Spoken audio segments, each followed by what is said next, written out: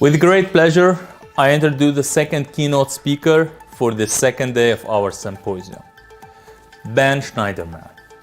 He's a distinguished university professor in the Department of Computer Science and founding director of the Human Interaction Laboratory at the University of Maryland.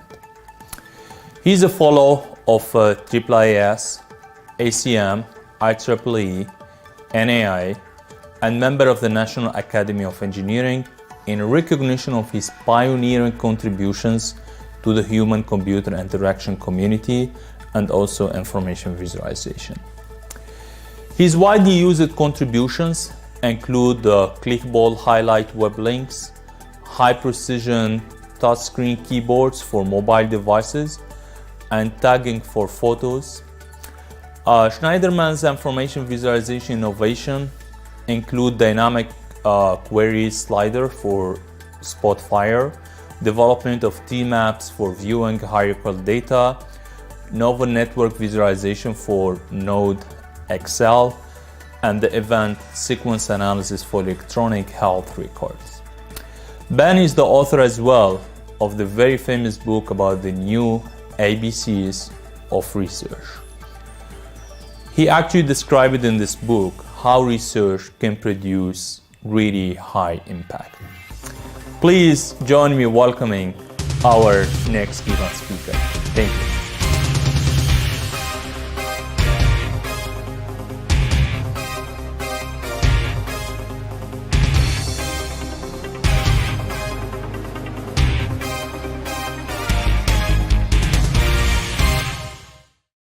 Thanks again, Professor Ben, for accepting our invitation and being with us in this Dearborn Artificial Intelligence Research Symposium in the second day. We are really honored again to have you with us. For the participants, so please feel free to ask any question to Professor Ben at any time through the chat box, and he will be very happy to answer your questions right away. So, Ben. Thank you. Thank you for this kind invitation to the Dearborn AI Symposium. I really appreciate this opportunity to talk about a new direction, an important one for me. And so that's the story I want to share with you today. You can see the background where I am, which is not my usual place, which is at the University of Maryland, but we are here in Vancouver, British Columbia in Canada, and the beautiful view of the city and the snow-capped mountains behind is where I am. I'm spending some time at the University of British Columbia and working with colleagues while I write about the topic of human-centered AI and turn it into a book. So let's get on with the show. So I'm very pleased to talk about human-centered AI, and the focus of this talk will be bridging the gap from ethics to practice. For this symposium, which is a fruitful blend of academic and industry participants, I hope I have some lessons for you that will be useful and that you can put to work in a short time. I'm usually a professor at the University of Maryland, but spending time at the University of British Columbia, the Peter Wall Institute for Advanced Studies. So I'm always proud to wave the flag of the University of Maryland's Human-Computer Interaction Lab, my home base, which is jointly run by the Computer Science Department and the College of Information Studies, with participation from many groups around the campus, including the Maryland Institute for Technology and the Humanities, MIT. Our homepage has 1,000 technical reports and 200 videos and 200 project pages. It's now on its 8th director, Nicholas Elmquist, and continues to do productive work in advancing design of user interfaces. Hope some of you know me from my book, Designing the User Interface, now in 6th edition, requiring 5 co-authors to tell the story of how this vital technology has brought the great success of mobile devices, web-based interfaces, and so on.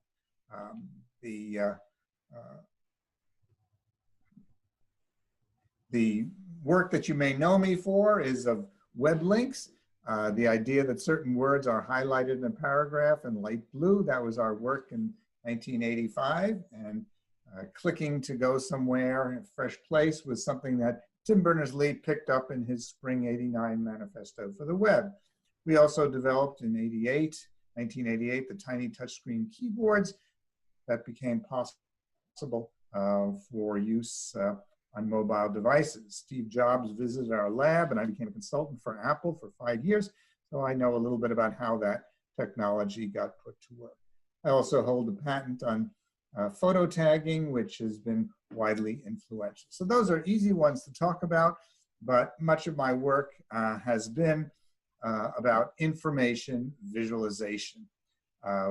We began work on the notions of Spotfire, which was enabled rapid exploration of large data sets. So we began work on information visualization with Spotfire. A company was formed in 1997, grew to 200 people, and was bought in 2007. It's been widely successful, but it's got many competitors, and Tableau is now the most widely used of the information visualization tools. I hope you know me also for the tree maps. This one taken just after the US election a couple of weeks ago, showing the status of the market on the day after, in which the big tech stocks like Microsoft, Apple, Google, Facebook, and Amazon were dramatically up on the news of the election. Some sectors like banks and industrials were down, but you can see the green rising stocks and the red falling stocks. We also participated in the development of NodeXL, the most widely used tool for social network analysis, especially education. The book on NodeXL is now in its second edition. And in the last 10 years, we worked a great deal on electronic medical records, and this is the event flow system for analyzing millions of patient histories. I added for this talk the mention of my book on the new ABCs of research, which talks specifically about ABC as applied and basic combined. And it makes the strong case that to achieve breakthrough collaborations, another one of the ABCs, is done best when you have partnerships between universities and industrial practitioners. And the evidence is very strong that papers in which there is a co-author from industry that adds to academic work, then those papers have 4 to 8 times on average as many citations as the papers which are purely academic. It's a startling and strong. Public universities across the US, across Canada, and the UK as well.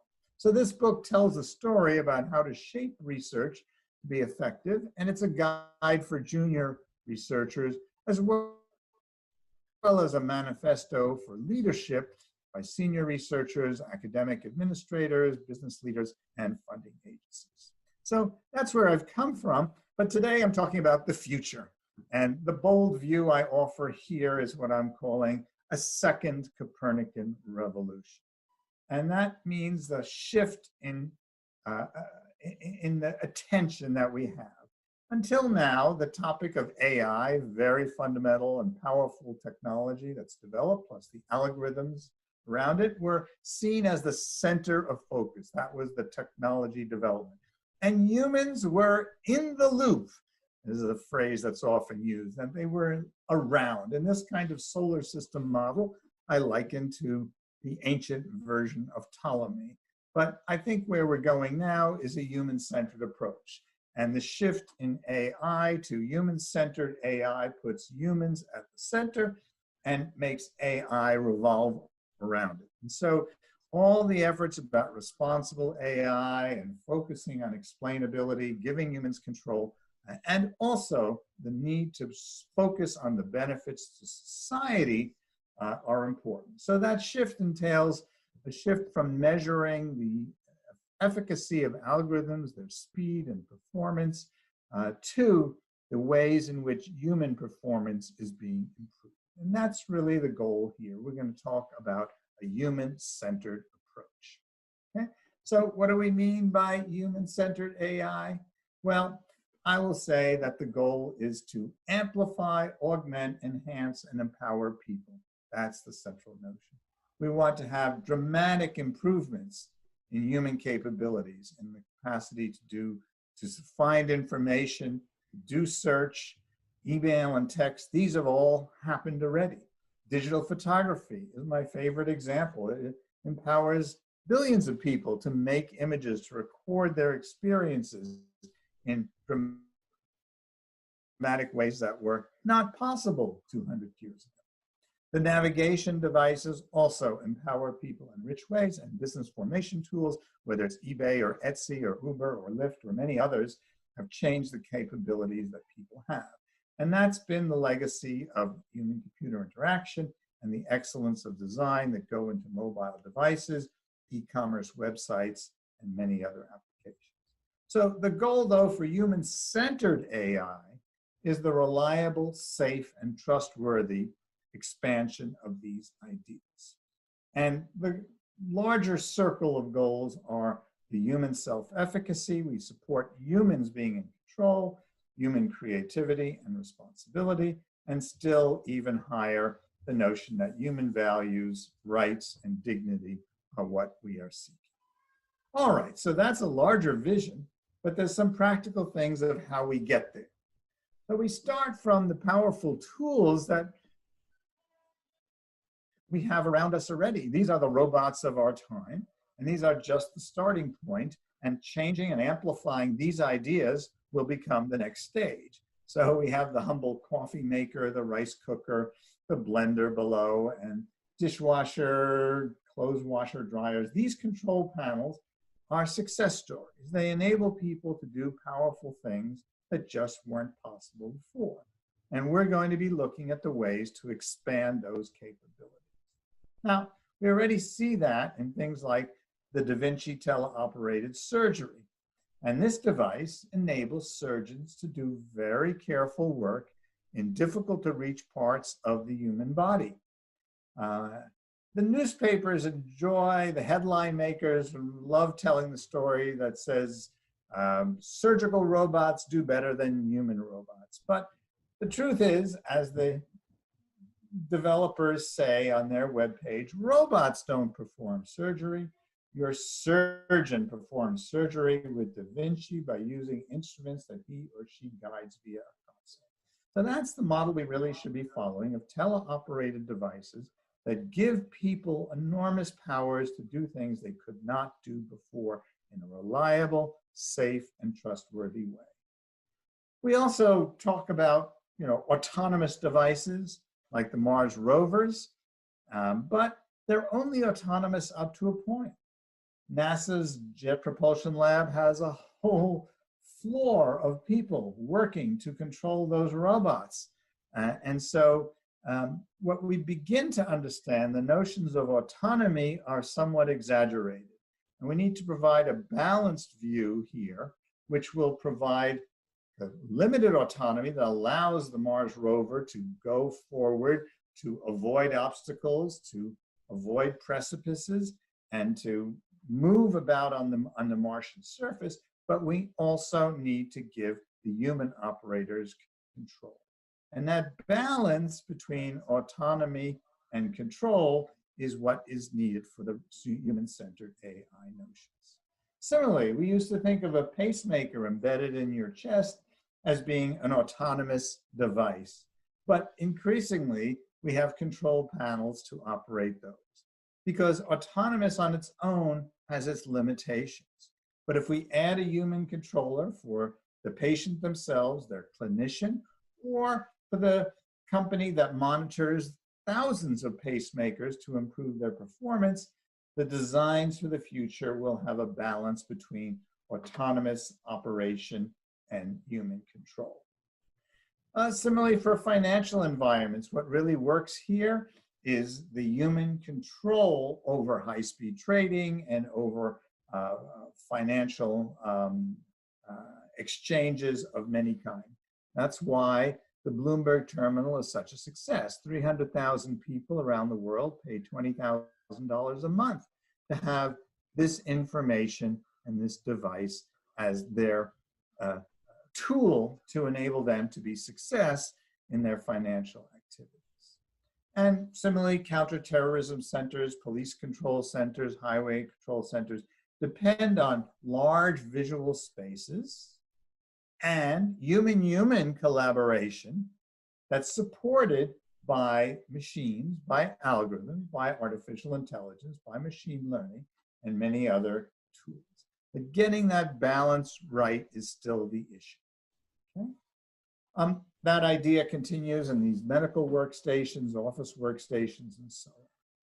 So what the next section here is to turn, how do we make these things happen? And the paper that's available in open access in the links that you'll see at the end of this talk about bridging the gap. And for me, there's 3 levels of this kind of analysis. The innermost one are the teams. And there are 5 recommendations for technical practices that will build reliable systems through software engineering practices. And we'll come to look at a couple of those. Then around the team is the organization. The organization may manage many teams, and within an organization, the notion of a safety culture has become clear as a winning strategy in order to promote reliable, safe, and trustworthy AI. Now, beyond that is the level of each industry. And that brings us to external independent oversight for AI systems, for HCAI systems. And those include government regulation, auditing firms, insurance companies, NGOs, and civil society, as well as professional organizations. Okay, so at the level of software engineering practices, the most practical of these, there's 5 topics in this section of the paper, and we're going to focus on 2 of them in this talk only, the idea of audit trails and analysis tools to be able to understand performance, and we'll take a look at explainable user interfaces. The others you can look at greater depth at your own time. The first idea of audit trails and analysis tools are to provide a flight data recorder for every robot. And every algorithm needs to be trackable and traceable. Trackable and traceable. And there are 3 purposes for this. Retrospective analysis of failures. Maybe the most familiar of these is the National Transportation Safety Board, which does retrospective analysis by way of the flight data recorders on every civil aviation plane. There's also voice data recorders, but I'm focusing here on the flight data recorder. And to be able to understand what happened during a failure is extremely important. It's a long history of proven success that's made civil aviation such a safe enterprise. And that's why I think repeating this for the world of AI becomes an important topic as well. And so every robot, every major algorithm, and I would emphasize this is important for life-critical applications such as self-driving cars. And that's an interesting history. The Tesla self-driving car crash in 2016 provoked one of those National Transportation Safety Board investigations. It's a very readable 60-page report, and at the end there are 14 recommendations, and you can look at them, and one of them is they want additional information in the data recorder that's on the Tesla already. And every car that will eventually become a self-driving car, I'm all in favor of self-driving cars, but I want them to be reliable, safe, and trustworthy. And one of the ways we can make that happen is by adding the idea of a flight data recorder. Similarly, for medical devices, military devices, and so on, the idea of instrumenting it to produce a log which can be analyzed in the case of failures turns out to be a hugely beneficial opportunity which we should take advantage. Now, it turns out there are additional unanticipated benefits to flight data recorders. And this came to me by way of Christopher Hart, the recent chair of the National Transportation Safety Board, who described two additional benefits, is understanding near misses. One of the other benefits you get from this analysis is to look and see how pilots succeeded in avoiding disasters. And similarly, we might do that in seeing how other technologies and the operators of those technologies avoided disasters. And so we want to understand those near misses. And the third unexpected benefit was analysis of the history to support preventive maintenance. MITRE Corporation collects the flight data recorder logs from every air flight and does an analysis of the entire fleet of certain kinds of airplanes to understand where failures are occurring and how then maintenance could be done so as to improve their performance. And this is important not only for hardware and physical devices, but for software devices as well. We want to understand where the problems are, where things go wrong. So this is my first and strongest, easiest and clearest case to make about audit trails and then the analysis tools that are necessary, because the volume of data can be huge. And I would say, again, my emphasis is on life-critical and medical devices. There is also some opportunity for improvement of consequential applications like finance. Of course, financial trading systems do keep a log of every transaction. So if something goes wrong, they can actually be redone and studied. And I think we might, put effort into tracking that. I think companies can gain a competitive advantage by developing the methods that enable retrospective analysis of performance. So that's the audit trails. The second topic I wanted to focus in under the reliable systems notion of software engineering practices within a team are explainable interfaces. Explainable AI or XAI has become a very hot topic in the last 5 years.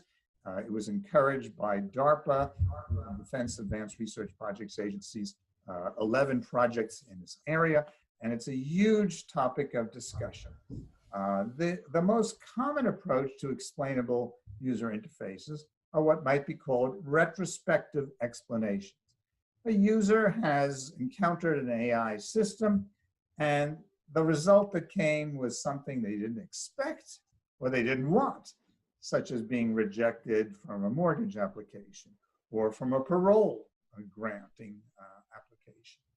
And the large discussion of thousands of papers by now is about global versus local explanations and how to provide an explanation. But I would say very little of that discussion is about the user interfaces and how to present that information. And that's where the opportunity lies. And it seems to me especially that visual user interfaces are particularly strong. But even better than excellent retrospective explanations is to prevent the need for explanations.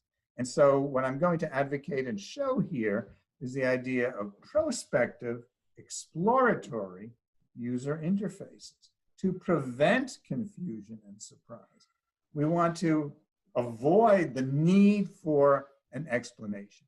And actually, this repeats the history of 30 years ago when knowledge-based expert systems began mostly with retrospective explanations, but shifted to prospective explanations and a good user interface. Similarly, human user interface design shifted from online help that was retrospective to preventive, to exploratory.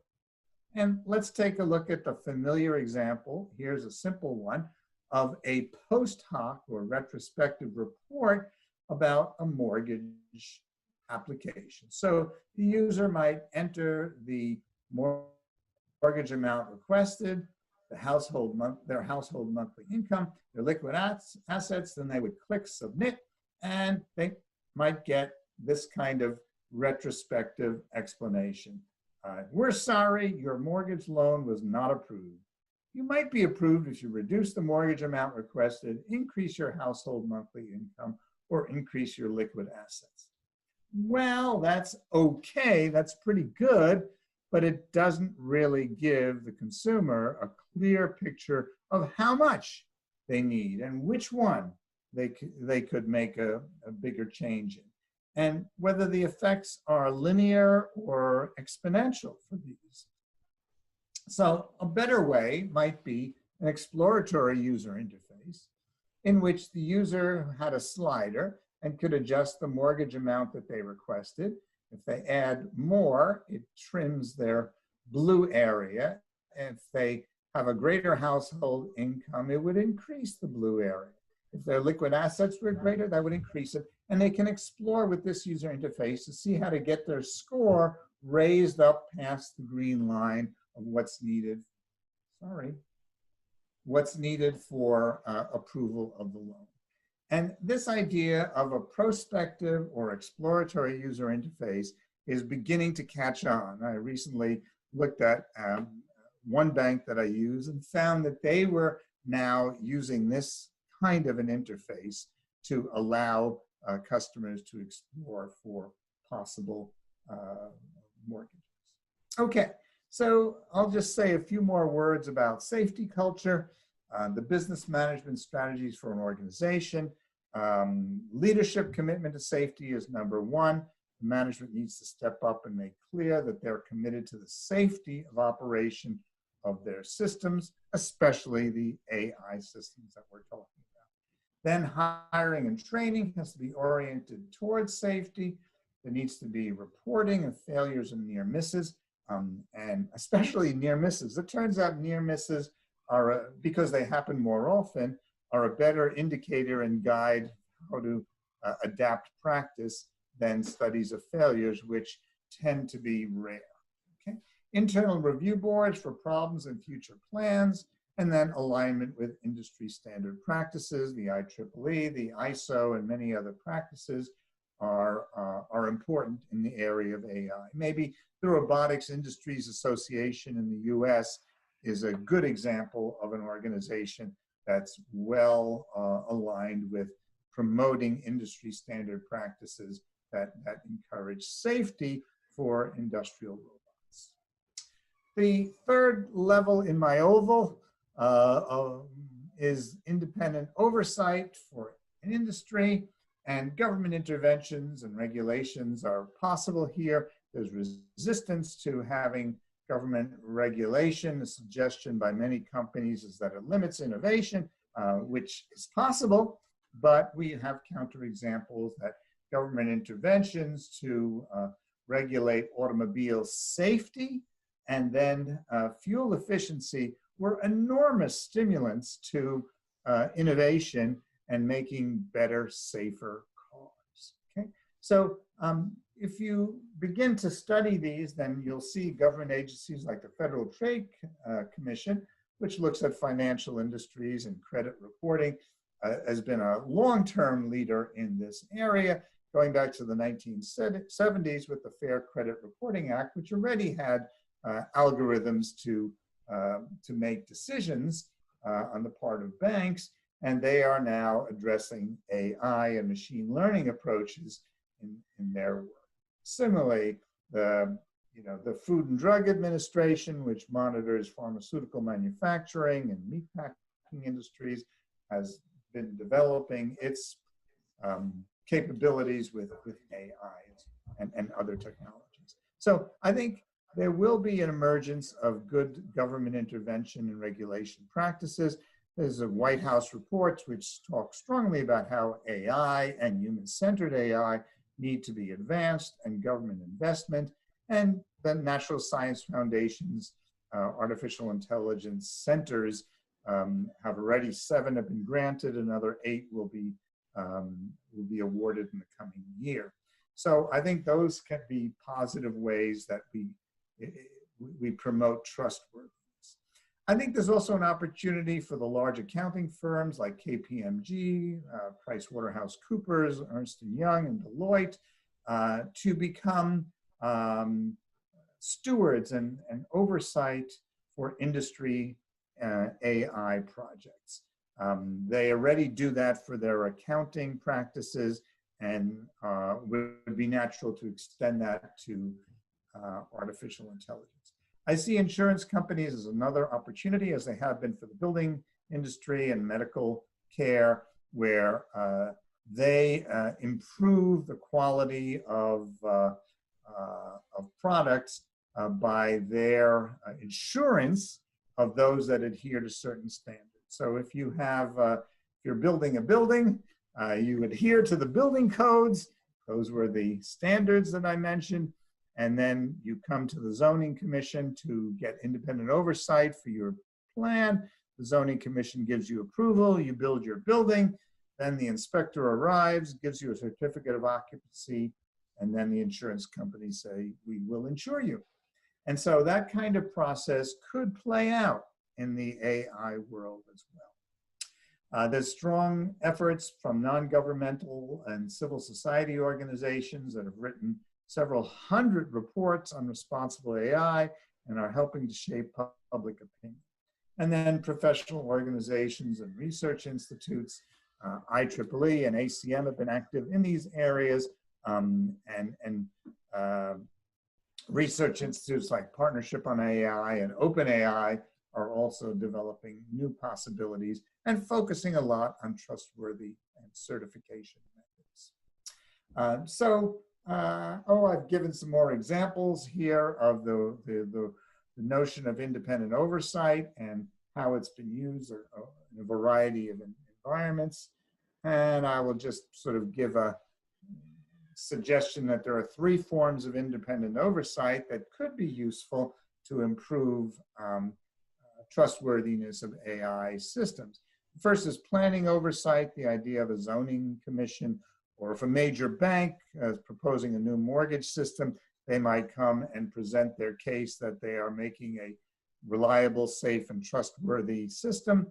And there would be a set of principles that they'd have to follow and demonstrate, and then they would go ahead in doing that. We already see this in internal review boards within Google and Microsoft especially, that are doing this kind of planning oversight before products are implemented. The continuous monitoring is what the Federal Reserve Board does, for example, in banks, to monitor fairness in granting of loans and avoiding of fraudulent practices. That's an expensive approach to independent oversight, but it is effective. And the most familiar one is the retrospective analysis of disasters. And when something goes bad, the insurance company may investigate what happened and suggest improved practices, or when it's a national issue, government agencies like the National Transportation Safety Board. So these are the strategies. And I had proposed in 2016 in the National Academy's publication, Proceedings of the National Academy of Sciences, a notion of a National Algorithms Safety Board. And that was meant to provoke discussion, which it has, but I think the mature form of that is that each industry will have its own form of oversight panels and government regulations. So this is what, just to review the planning oversight, this is Lakewood, New Jersey. Here is a zoning commission, someone's advocating, and there's some others who might be questioning or challenging. The community gets to discuss. And as AI systems become important, we will look to these kind of planning oversight. The Federal Reserve Board's continuous monitoring, as I said, is a more complex and expensive, but since so many citizens' financial accounts are at stake, it's an important practice. And then the NTSB arriving when airline crashes occur, give us retrospective analysis. So that's the story for today. The summary is to say that I think we're inside a dramatic shift, a second Copernican revolution that moves from an AI-centered way of thinking to a human-centered way of thinking, and that the goal is to amplify, augment, enhance, and empower people so that we can together produce reliable, safe, and trustworthy systems that also have these additional opportunity or additional values and rights in place. The structure I propose is a 3-level one where there are certain practices for reliable systems within software engineering teams. I've talked about 2 of them today: audit trails and explainable user interfaces. There are several others that are in the paper that appeared just recently in the ACM's transactions on interactive and intelligent systems. It is open access, and so it's available to you. The second layer is the way that organizations can build safety cultures, and the third is the way that organizations can get trustworthy certification, whether it's Underwriters Laboratory or Consumer Reports or other groups. This will become an important force in making for reliable, safe, and trustworthy AI systems. You can see a bit more about my position in an article that John Markoff wrote about my stance in the New York Times a few months ago. And the idea is that humans are in control of the robots. Here is that summary I mentioned. These are the 4 papers, and they are available. The links and the discussion of this is at hcil.umd.edu/human-centered AI, a second Copernican revolution. I'm happy to make my slides available, and I thank you again for this opportunity to speak to you. I'll be glad to answer questions. Thank you again.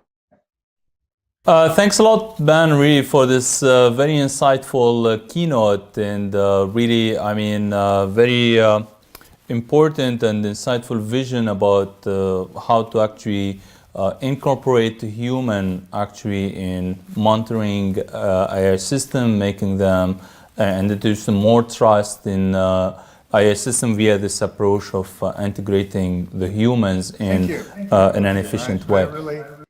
I'm deeply committed to this idea of making safer systems that are reliable and trustworthy. And so I've been spending a huge amount of time, and that's where my effort's going. And I appreciate your opportunity, the opportunity you're giving me to tell the story to your audience as well. Thanks a lot, Ben, and probably you are getting many questions from the audience through the chat box. So, I mean, hope that the audience are enjoying your responses and so on. So, probably one question in addition to the questions that that you are having from the audience. It's probably what we have seen today in the keynote from Vice President of eBay. Who is like leading, and they have that leadership commitment actually to build a whole pipeline at eBay that do the whole data sanitization, checking the data fairness, also explainability of the decisions that we're actually taking by this intelligent tools that are running within their system. So he showed, I mean, this whole framework. But one important aspect that you discussed, I mean, through your keynote today, that you showed also having even an external probably process like reviewers outside the organization. It's helpful at the top of having this automated tools and frameworks that can try to automate as much as possible the sanitization of the data, checking the fairness and so on. So you are providing this kind of complementary way in addition to have internal processes within the organization via your human-centered AI.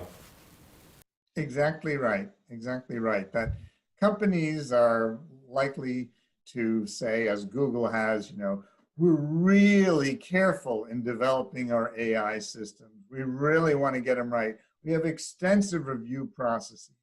But as we know, as in the case of the Boeing 737 MAX failures, things can go wrong.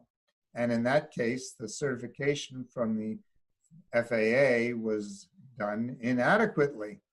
And so I think what we want to see is mechanisms that complement and add to what companies are doing and require some external evaluation.